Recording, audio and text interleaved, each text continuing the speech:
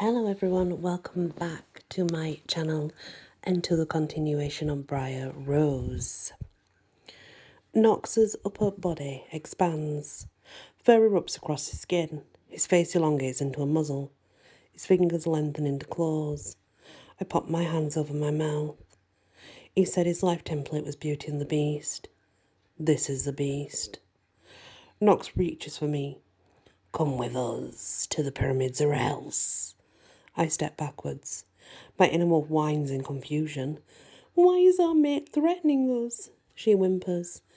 He doesn't want to do this, I say. Not really. Grey mist has overtaken Knox's eyes. Now that haze swirls even faster. Come with us or die. Leave Bryar alone, cries Ella. My best friend lunges for Knox. My mate bats her away with one swipe of his massive arm, sending her flying across the room. Ella slides across the temple floor until her head rams into the far wall. A loud crack echoes through the stone chamber. I race toward her. Ella! Kneeling beside my best friend, I set my fingers on her throat. There's still a pulse. I pull back her eyelid. Her pupils contract. I exhale. Nearby, Alec's features tighten with rage as he rounds on Knox. What have you done? She'll be fine, I explain. You hurt her. Curling his hands into fists, Alec races towards Knox. I've never seen Alec go for a physical battle before. He's always reached for some gemstones. That said, I've never seen Alec this enraged before either. Alec only gets within a few feet of Knox when my mate strikes, grabbing Alec around the waist. Knox flips the wizard over through the air. Alec ends up slammed back first onto the temple floor. He doesn't move afterwards. No. If the possessed version of Knox kills Alex, my true mate will never forgive himself. I stare at Alex's prone form, searching for any sign of life. For a second, a long second, nothing is visible. Then Alex's chest heaves in a shaky breath. My shoulders slump with relief. Alec is breathing. This will be okay. With Alec out of the picture, Knox focuses on me. You can go with us by choice, or because you're in too much pain to fight. He stalks closer. What will it be? You won't hurt me, Knox. You're my mate. Knox isn't here anymore, say the voices inside him. Inside my heart, my inner wolf yips with fear. Our mate is gone for now. We must run for our lives. Right, I reply in my mind. Angling my head, I shoot a quick glance at the main archway. It's the only way in or out. I have shifted speed, same as Knox. Of course, I'm not possessed by shadowing, but with any luck, that extra supernatural luggage will only slow my mate down. Knox stalks closer. Are you ready to listen to reason? Will you come with us to Egypt? I don't reply with words. Instead, I run toward the exit arch with all my strength. In my peripheral vision, I can see Knox take off after me. My mate's movements so fast, he's little more than a blur. The next thing I know, Knox crashes into me from behind. I slam face first onto the stone floor. The right side of my head takes most of the impact. Instantly, my head feels woozy. I'm barely aware of Knox's teeth clamping onto my neck. With sluggish movements, I try to fight back, but it's no use. A thin rivulet of warm blood flows down my neck. Knox is trying to kill me. This can't be happening. As I keep up my struggle, I hear a familiar voice echo through the temple. Hover, lover, Glover, discover. I've come back. Better run for cover. It takes a moment for my muddled brain to realise the truth. Reggie has returned. My ribcage swells with a combination of elation and relief. Reggie has returned. Who would have thought that these words would bring me pure joy? Knox leaps to his feet. You. Bend, fend, tend, mend. I'm come back and brought a friend. Another voice gets into the mix. Yes, me. I know that southern tilt anywhere. Hello, sugar. Sorry I'm late. Whatever sense of relief I felt before, it's now doubled. The Colonel is here. Like always, he looks unflappable in his white suit and matching hat. However, I know the Colonel well enough to notice the way his eyes gleam with silver light. He's enraged.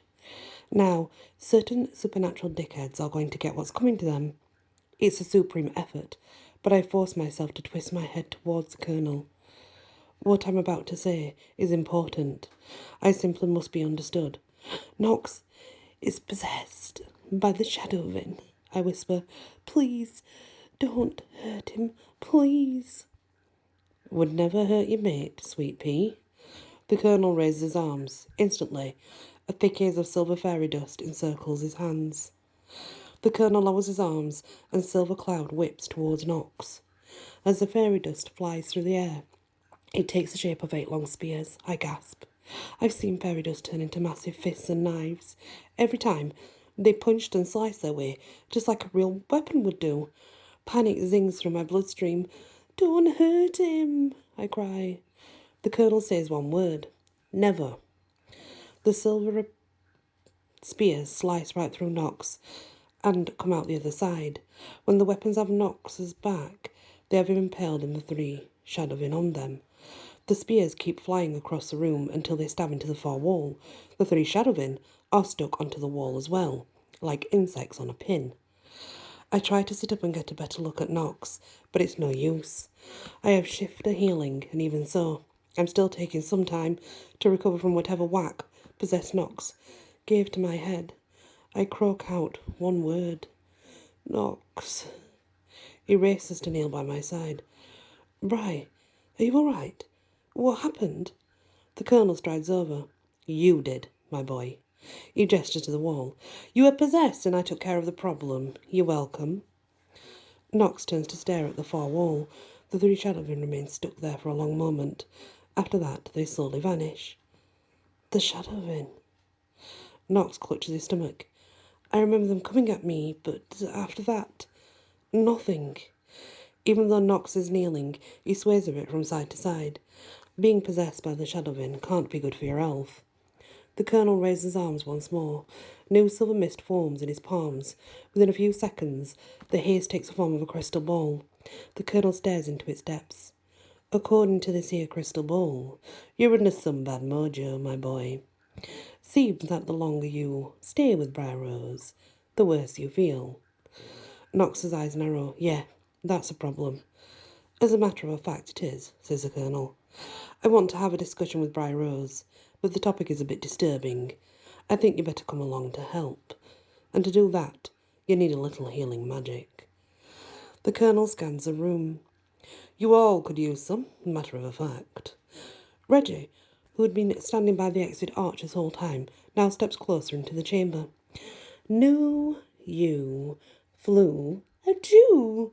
I'm a little sick, so heal me too. Reggie, you are more than sick, says the Colonel. You're dead as a doornail. I'm not wasting my good magic on such foolishness. The Colonel lowers his arms. The crystal ball that's been cupped in his palms keeps hovering in space for a moment or two, and then it splits into 4 smaller orbs. Each one of those spheres no longer appears to be made of crystal. Instead, the hovering orbs are like balls of silver fairy dust. The Colonel snaps his fingers, and the tiny spheres go flying across the chamber. Knox, Alec, Ella and me. 1 orb slams into each of our chests. The moment the ball of fairy dust touches my ribcage, a pleasant warmth enters my body. The sphere seeps into my bones and blood. Energy and life flow through me. I hop to my feet and grin. Thank you, Colonel. Knox rubs his chest. Same here, he says. You're both most welcome. The Colonel tips his hat before turning to me. And Bryar Rose. You'll notice soon that I put your wolf in stasis as well. Trust me, she needs some rest. And she'll wake up soon enough. Closing my eyes, I reach out to my inner animal. Sure enough, I find her deep within my soul, curled up in her O shape and snoring. I eye the Colonel warily. My wolf is safe and everything? But it's downright rude to go around putting other people's inner animals in stasis without permission. You're quite right. Exceptionally rude. I'll owe you a boon. How's that? A boon is a get-out-of-jail card for a fairy. They can't take it back or refuse, no matter what you ask them to do. In fact, I've never heard of Colonel Mallory. awarding one ever. I'll take it, I say. Across the room, Ella and Alec awaken. They've been knocked out for a little while, so they're rubbing their eyes and looking mighty confused. What happened? Asked Ella. Alec points to Knox. You're possessed. Whoa there. Knox raises his arms and shows Alec his palms. I'm not possessed anymore, thanks to our new visitor. The Colonel bows slightly. Greetings, Mr. Lacharme. Alec takes a half step backwards. When did you get here? Reggie brought me, explains the Colonel. I asked a rundown friend here to keep an eye on you all, and it's a good thing I did. The Shadowing can get rather peevish. I sent them away. But those three are worse than jackrabbits in a carrot patch. You scare them away 1 minute, they run back 2 minutes later. Jackrabbits, says Ella. Got it. In Ella's speak, that means she's actually having a hard time adjusting to the new reality here. Not that I blame her. It's been one crazy day, and her world just went from fighting a possessed Knox to chatting up an extremely courteous Colonel Mallory. Look, says the Colonel, why don't y'all stay here with Reggie and sit a spell? You can explain everything. In the meantime, I'll just take Knox and Bryar Rose on a quick walk. There are a few things we need to discuss. Then we'll be right back. Talking with Reggie, says Alec. We can do that. Good, says the Colonel. Oh, just don't let Reggie run off. We won't. Ella shoots him a thumbs up, which is a sign that my best friend is feeling far more in control of the situation. The Colonel starts for the exit archway, pauses, and turns around again. And scream to bejesus out of your lungs if those Shadowing show up again. Not a problem, says Alec. We don't want the Shadowing. To get the fountain. Fountain? Asks the Colonel slowly. Ella gestures to the guys atop. Sure, this thing right here. The Codex Mechanica confirmed it's a real fountain of magic, not a replica or anything. Ah, I see, says the Colonel. Yes, you guard that thing real well for us. We'll be back soon. With that, the Colonel saunters out the exit archway. Knox and I follow behind, but not before I scoop up the Codex Mechanica from where I placed it on the floor. After so much hassle, I am not letting that device out of my sight. Once we're outside, the Colonel heads off into a different stretch of the forest. This way, please, he calls. Where are we off to? I ask. My old villa, replied the Colonel. I stop in my tracks. You have a bungalow on Jules' old estate? The Colonel pauses as well. That I do, sugar. What do you expect? Honestly? I ask. I thought you were imprisoned here some time ago, and then maybe you saw me somehow and cast a curse on me to keep my powers locked up. Knox steps closer to my side. Bry, thought you were locked in a dungeon somewhere. The Colonel exhales a long sigh. I've done a lot of things I'm not proud of. It's beyond time I told you some of them. It glances around the trees, but not here. Without saying another word, the Colonel marches off into the forest. As we follow along, behind the Colonel, Knox links his fingers with mine. His touch is firm and centering. Considering how holding got Knox's hand on one side and gripping the Codex Mechanica on the other, you'd think I'd feel a little better. I don't, though. Every few yards, Colonel Mallory glances over his shoulder to me. His face is the definition of the word guilty. His words reverberate through my soul. I've done a lot of things I'm not proud of, sugar. It's beyond time I told you some of them. As conversation starters go, that isn't very promising. Plus, the Colonel has done some pretty scary things. A point of fact. I watched him transform into a dragon, breathe fire and fry down a whole forest full of denarii. I know for a fact that charbroiling all these denarii wouldn't even register on his guilt radar. So, what would a guy like that actually feel badly about? For better or worse, I am about to find out. And that's the next chapter of Bryar Rose. Reggie and the Colonel have saved the day. You see, this is my point. Why does Colonel Mallory feel the need to protect Bryar Rose so much? He really does, right? But why? Maybe we're going to find out in the next chapter. many blessings.